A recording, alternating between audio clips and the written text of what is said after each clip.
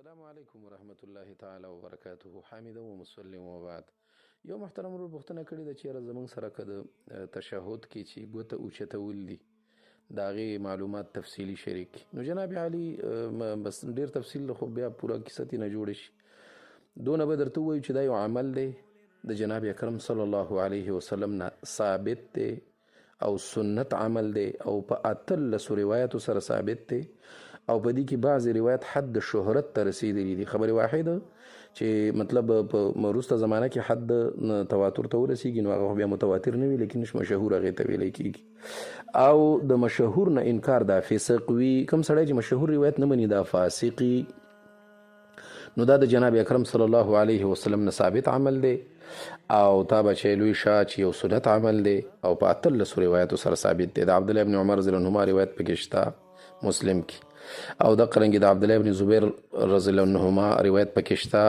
مسلم او بخاری کې. د وائل ابن حجر روایت پکې شته ابو داود او دارمی کې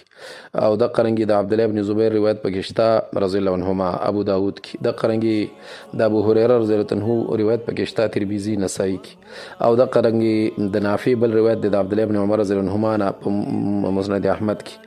او مثلا د قرنګي د ام سلمہ رضی الله عنها روایت پکې شته. نو خلاصه د قرنګي د حضرت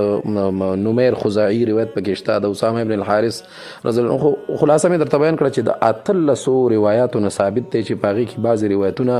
لکه د مسلم روایت چې د عبدالله ابن عمر رضی الله عنهما د بیا د وائل ابن حجر روایت دی د ابو داود دا حد د شهرت ته پکې رسېدلي دي. نو دا که څوک نه مني دا د دې منکر فاسق دی او ګناهګار دی او غاړه یې بنده ده. لیکن دا به کله اوچتوي دا به په نفي کې اوچته کې او په اثبات کې به یې راښکته کې اشهد ان لا اله دې ځای پورې به اوچتوي الا الله بس دې ځای کې به بیا راکوزه کې.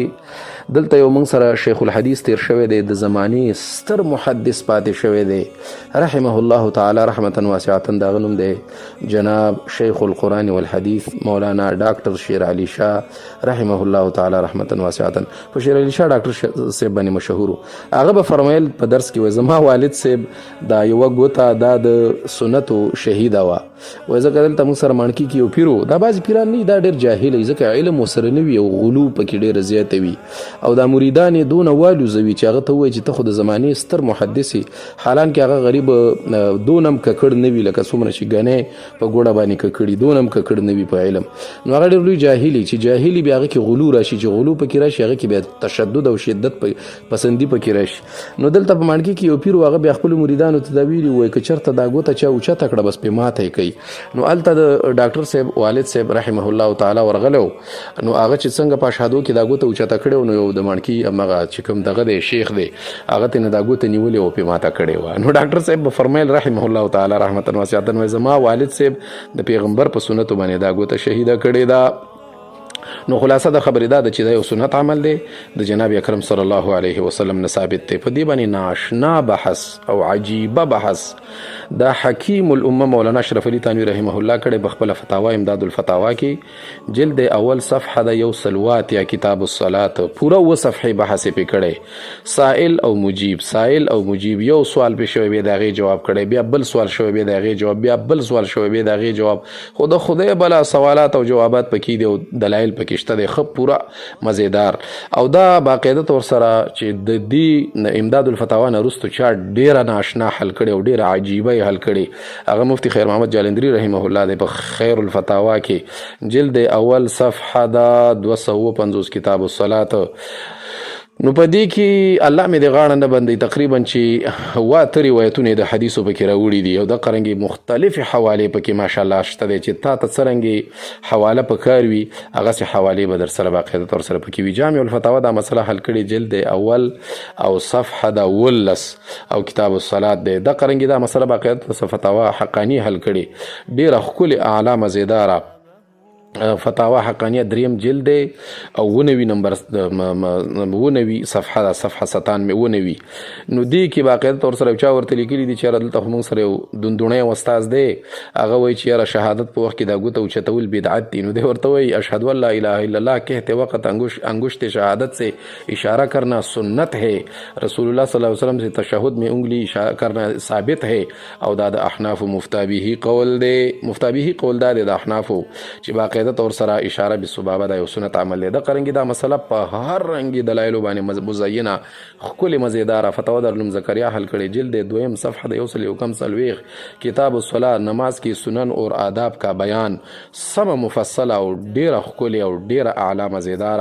او ډیره مزیدار حل کړي. دا قرنګي دا مسله فتوا درلم دیوبند تقریبا چې 15 ځل حل کړي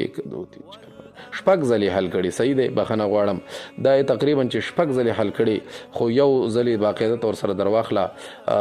مطلب فتوا درلم دیوبند جلد دویم او صفحه د باقاعده طور سره 123 کتاب الصلاه او د قرنګي نور 15 شپږ ځل حل کړي. د قرنګي باقاعده طور سره دا مسله زمونږ استاد شمس الفقهاء مفتی محمد فرید رحمه الله حل کړي جلد دویم او صفحه 3 ځلې حل کړي خدای یو ځلې درواله او صفحه د 280 سو 280 باب سنن الصلاه او د قرنګي دا مسله باقاعده طور سره فتاوا محمودیه حل کړي فتاوا محمودیه جلد 5 او صفحه د 615 باب صفت الصلاه او د قرنګي دا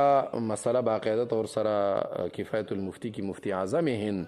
مفتی کفایت الله رحمه الله حل کړي جلد دریم صفحه د 301 باب سنن الصلاه.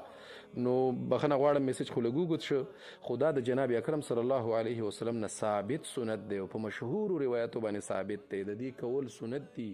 موجب د اجر دی او په اخره زمانه کې که څوک را ژوندي کینو د سر شهیدانو به الله اجر ورکي او چې څوک یې نه مني هغه فاسق دی. السلام علیکم ورحمت الله تعالی.